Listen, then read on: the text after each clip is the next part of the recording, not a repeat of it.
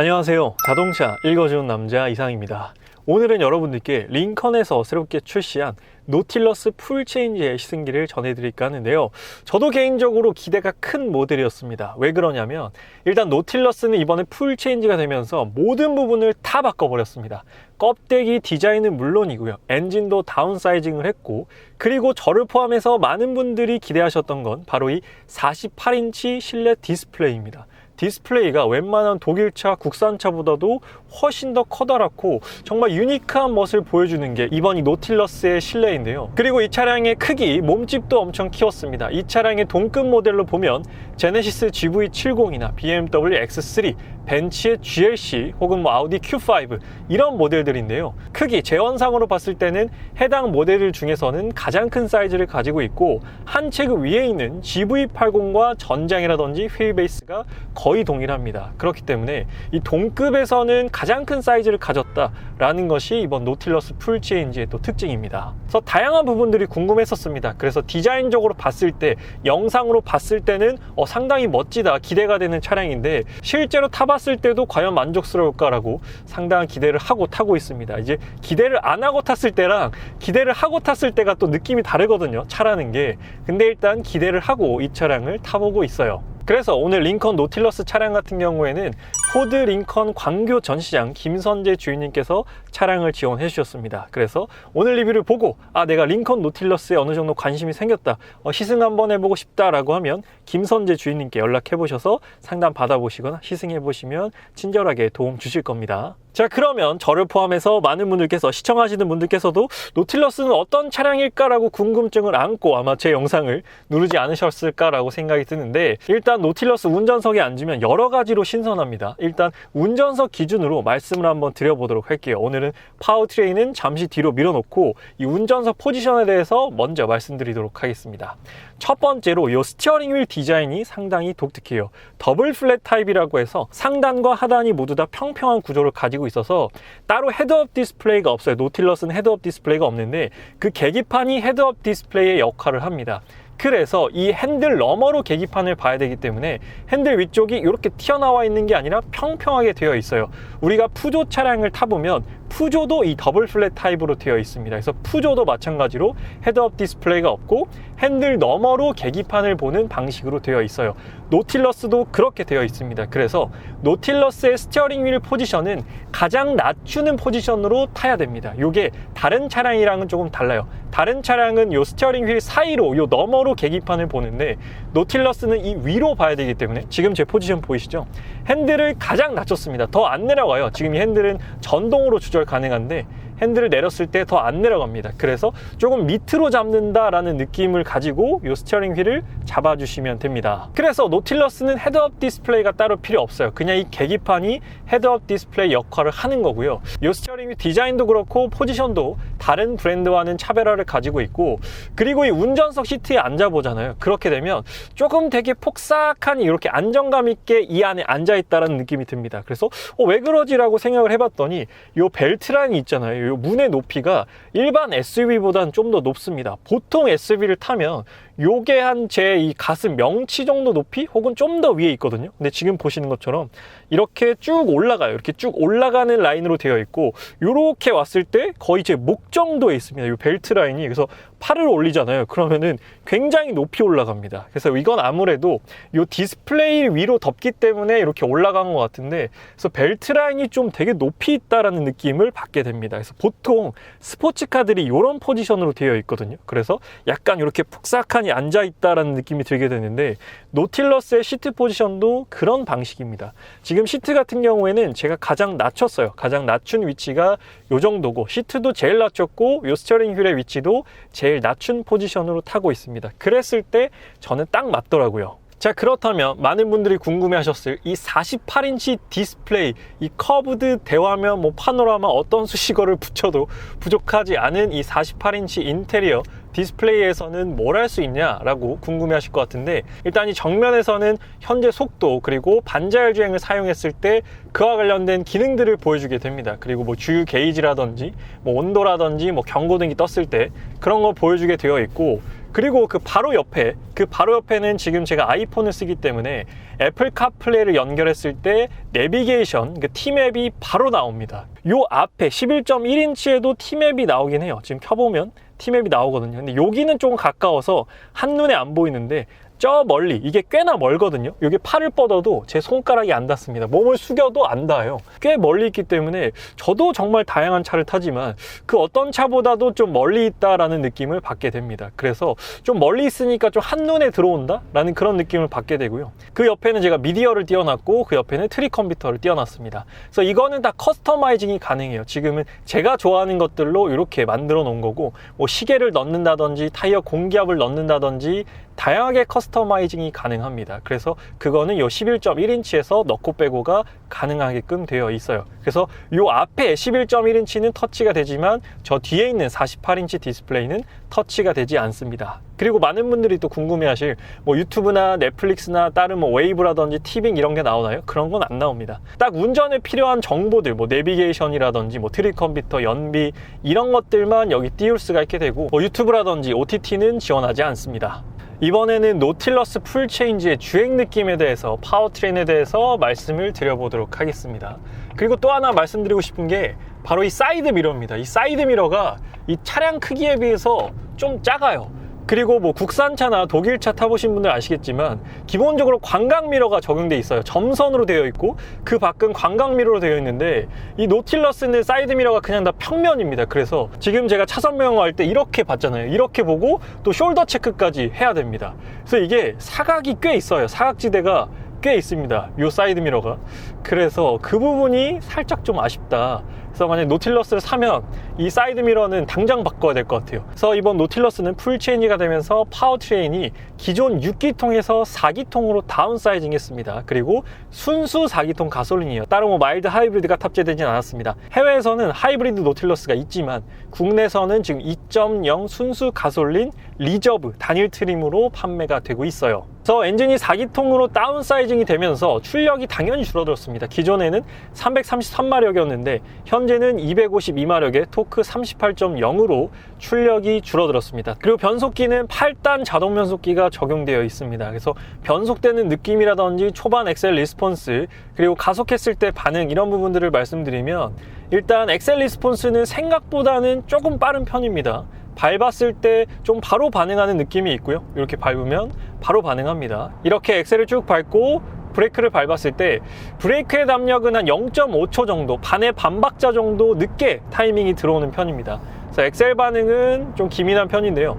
브레이크는 조금 먼저 밟아야 된다 라는 그런 생각이 듭니다.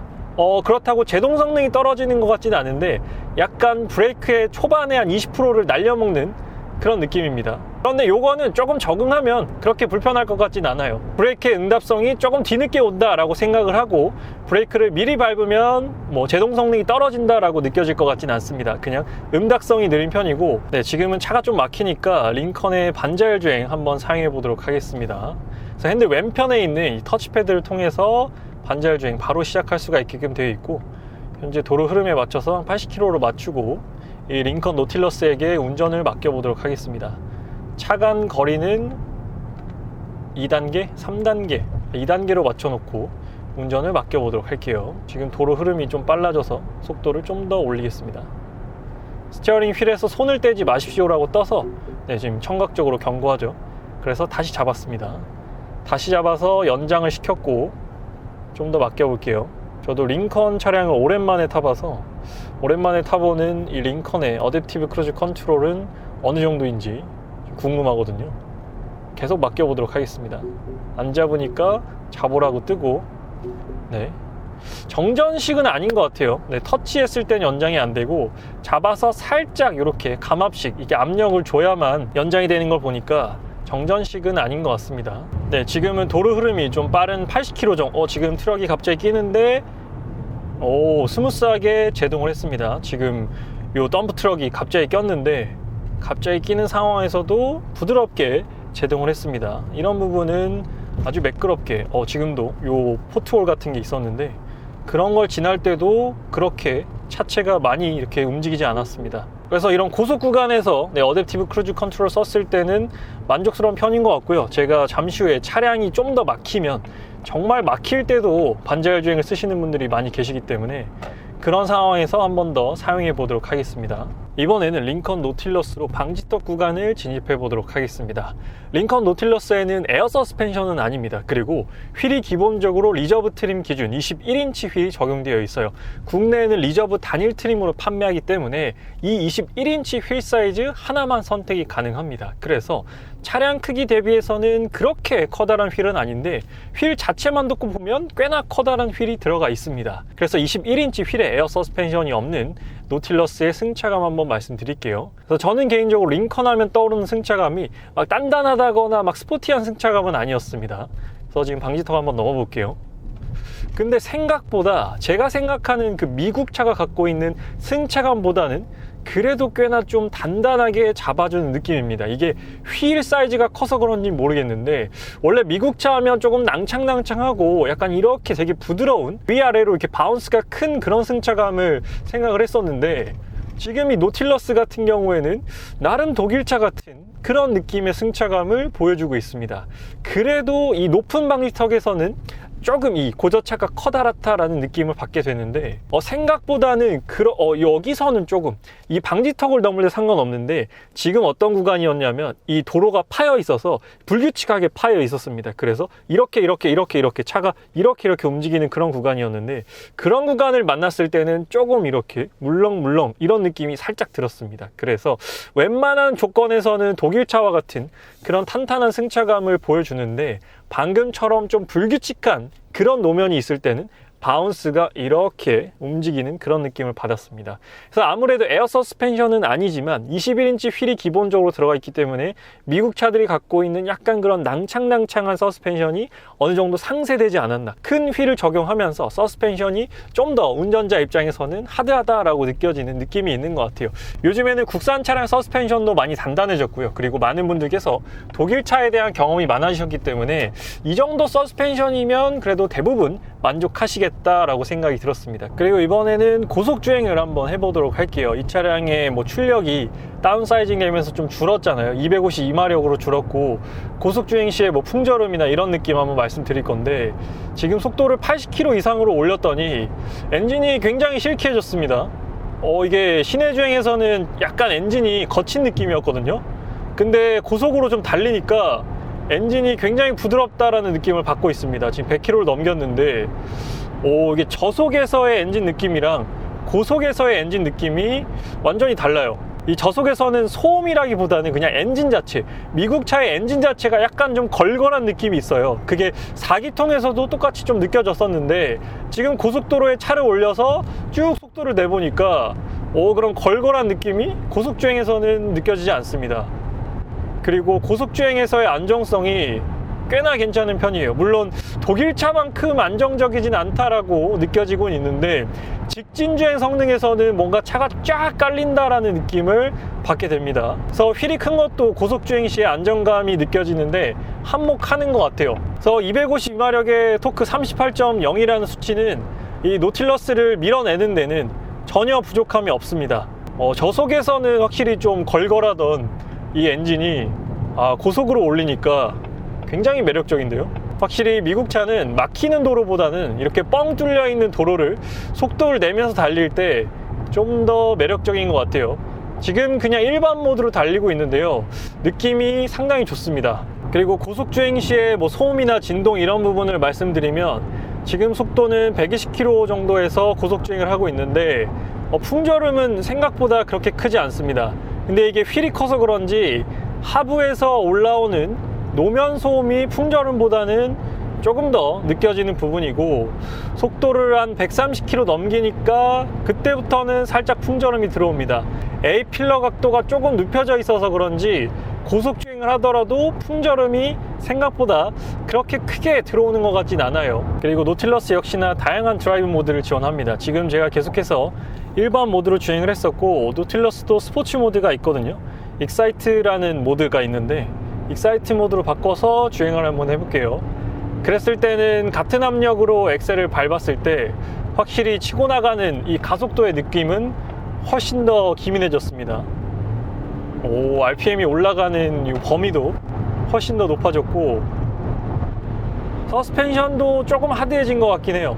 고속주행 안정성이 더 높아진 듯한 느낌이 듭니다. 그래서 기본 모드와 스포츠 모드, 익사이트 모드를 비교했을 때 생각보다 차이는 크다. 운전자가 느끼는 운동 성능의 차이, 이 차량의 캐릭터 차이는 꽤나 큰 편입니다. 또 어떤 차량들은 뭐 굳이 스포츠 모드를 안 놔도 상관없겠다라고 느낌이 드는 차량들이 있는데, 이 노틸러스 같은 경우에는 스포츠 모드, 익사이트 모드를 놨을 때 확실히 차별화된 캐릭터를 갖고 있기 때문에 스포츠 모드를 고속주행 시에 사용하는 것도 추천드리고 싶어요. 그래서 링컨 노틸러스 같은 경우 복합 연비는 9.0을 공인 연비로 가지고 있습니다. 그래서 저도 시내 주행과 고속주행 위주로 해봤을 때 현재 트립 컴퓨터 상에 뜨는 연비는 8.5로 공인 연비와 유사하게 나오고 있고, 이 차량, 이 덩치의 SUV를 움직인다라고 했을 때 연비가 8.5 정도 나오는 건 무난한 편이라고 보고, 생각보다도 잘 나온다라고 제 개인적으로는 생각을 하고 있어요. 그래서 연비는 8에서 9 정도 나온다라고 보면 될 것 같고, 미국 차량 치고, 미국 SUV 치고는 연비 효율이 꽤나 높다라고 말씀드리고 싶습니다. 그래서 제가 느끼기에는 제네시스 GV70이나 GV80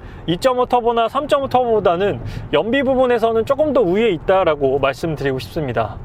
지금 코너를 한 50km, 55km 정도 속도로 돌아 나갈 때도 상당히 안정적입니다. 지금 제 몸을 보면 크게 몸이 쏠리지도 않고 있어요.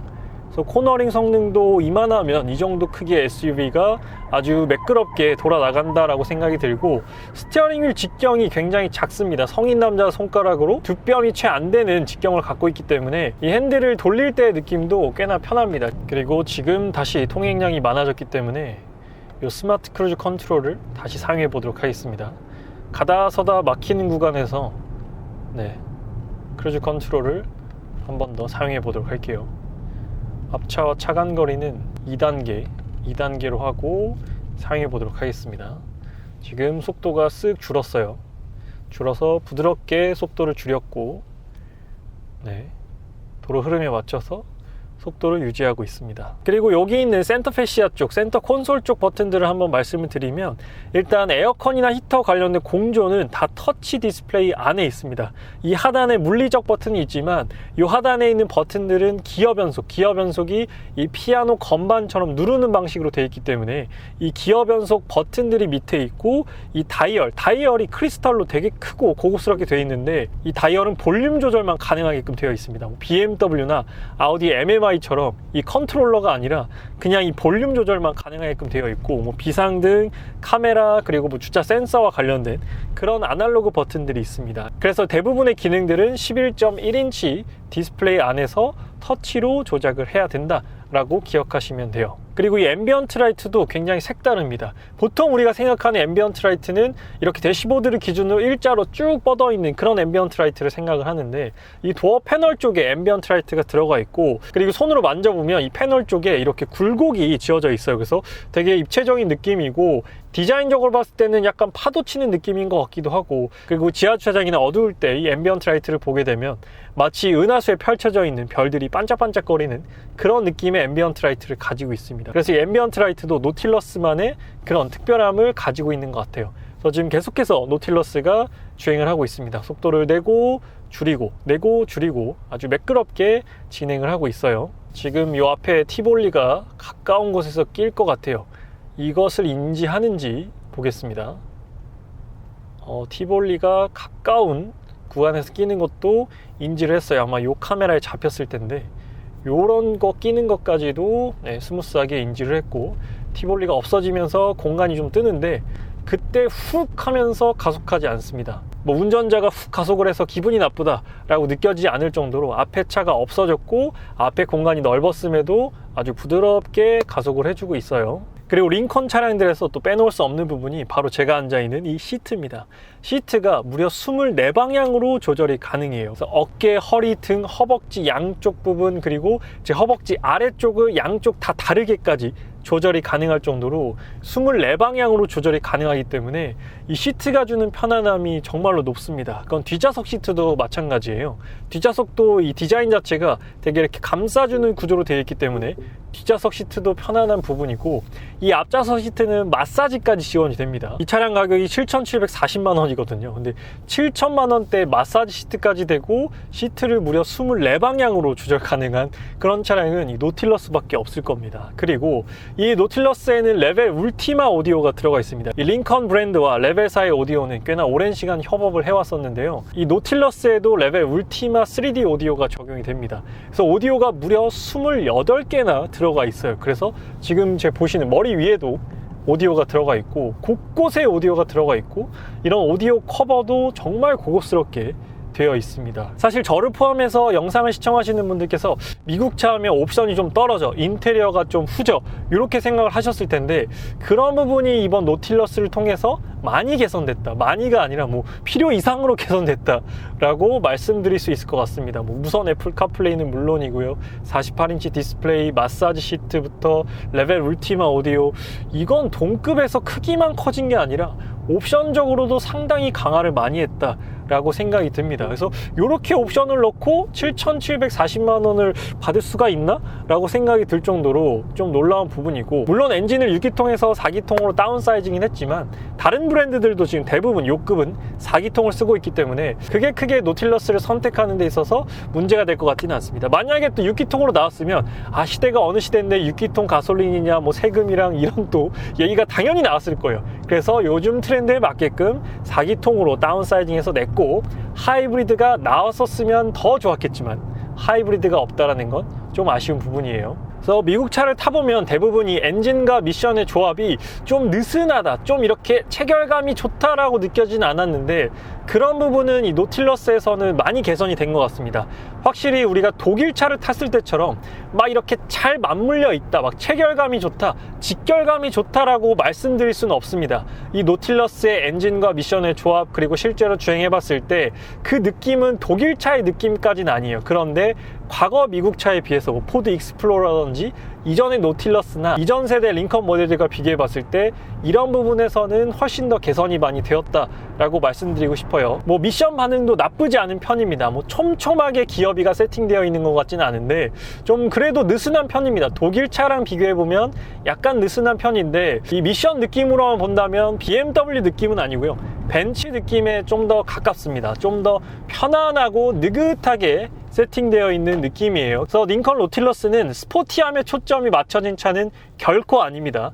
이 차량의 컨셉은 컴포트, 편안함과 여유로움에 초점을 맞춰서 출시가 되었다, 만들어졌다라고 이해를 하시면 이 차량을 좀 더 만족하실 것 같아요. 그래서 오늘은 링컨에서 새롭게 출시한 노틸러스 풀체인지 모델 리저브 트림에 대해서 말씀을 드렸습니다. 노틸러스는 국내 2.0 가솔린 리저브 단일 트림으로 판매가 되고 있고, 가격은 7,740만 원입니다. 그래서 가격적으로 봤을 때는 뭐 차량을 얘기할 때 가성비가 좋다라는 말을 많이들 하시잖아요. 근데 저는 사실 가성비 좋다라는 말을 최대한 아끼는 편입니다. 제가 리뷰하면서 가성비 좋다라는 말을 한 적은 많이 없어요. 거의 없을 겁니다. 근데 이 차량은 그 가성비가 좋다라는 말에 정말 어울리는 차량이 아닌가, 이 차에 써먹기 위해서 가성비라는 말을 좀 아껴오지 않았나, 그런 생각이 듭니다. 이 차는 제가 타보니까 정말 가성비가 좋다. 제가 가성비가 좋다라고 말씀드리는 이유는 일단 동급 모델과 비교해 봤을 때 파워트레인, 옵션, 소재, 공간 이런 걸 다 고려해 봤을 때 그래도 동급 모델 중에서는 꽤나 상위에 있는 편이고, 옵션적으로 비교해 봤을 때도 미국 차라고 해서 밀리는 부분이 거의 없습니다. 뭐 거의가 아니라 전혀 없어요. 뭐 방금도 반자율 주행을 사용해 봤지만 물론 내비게이션이나 뭐 연동해서 속도 줄여주고 이런 것까지는 없어요. 하지만 웬만한 도로에서 사용하는 데 있어서 불편함이 없을 정도의 지금 반자율 주행을 사용해 봤고, 그 외적으로 이 차를 타면서 아쉽다라고 느껴지는 게 없었습니다. 물론 제가 뭐 장기 시승을 한 건 아니지만 단기 시승이어서 제가 못 느끼는, 못 찾은 부분도 있을 수 있어요. 그런 부분은 여러분들께서 감안해서 들어주시면 될 것 같고요. 그래서 정말 가성비가 좋은 모델이 아닌가라고 말씀을 드리고 싶습니다. 그래서 오늘 차량 지원해주신 포드 링컨 광교 전시장 김선재 주인님께 감사 인사를 전하면서요, 제 시승기를 보시고 노틸러스 차량 궁금해졌다 라고 생각이 드신다면 김선재 주인님께 전화해보시면 친절하게 상담해 주실 겁니다. 그래서 오늘 시승기에 이어서요, 다음 리뷰로는 노틸러스의 익스테리어, 인테리어, 실내 인터페이스의 옵션이라든지 기능, 2열의 공간 이런 부분들 전달드릴 예정이니까요. 아직 자동차 읽어주는 남자 구독 안 하신 분들께서는 구독하시면 더욱더 다양한 자동차 소식을 꾸준히 만나보실 수 있습니다. 구독과 좋아요 한 번만 부탁드리도록 하고요. 오늘 리뷰는 여기서 마치도록 하겠습니다. 지금까지 자동차 읽어주는 남자 이상이었습니다. 시청해주셔서 감사합니다.